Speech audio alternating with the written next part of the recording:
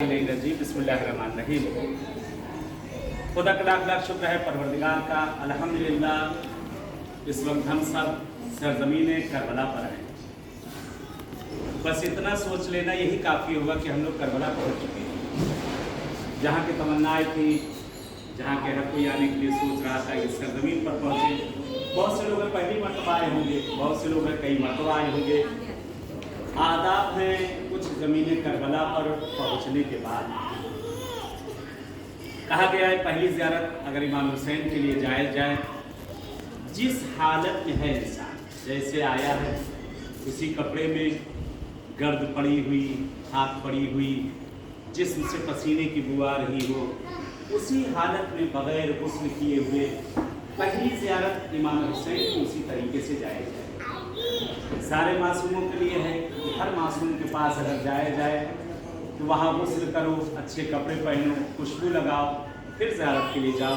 लेकिन कुर्बान जाए हुसैन के लिए गुरबत पे, ये जहाँ के लिए है कि इंसान जिस हालत में पहुँचा है उसी हालत में यहाँ पर जाया जाता है।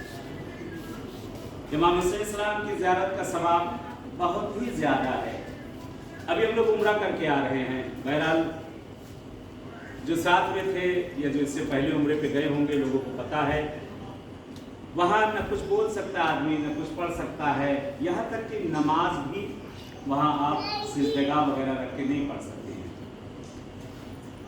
वहाँ वाक़ई पहुँचने के बाद दिल एक अजीब सा मचलता है और दिल के इज़्तिराब और परेशानी और बढ़ जाती है।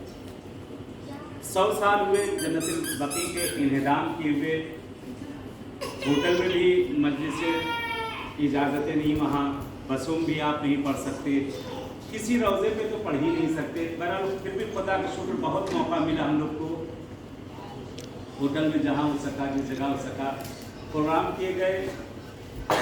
इस दिन इन्हिदाम जन्नतुल बकी था, तो बहरहाल हमेशा सुना करते हैं, हमेशा देखा करते हैं।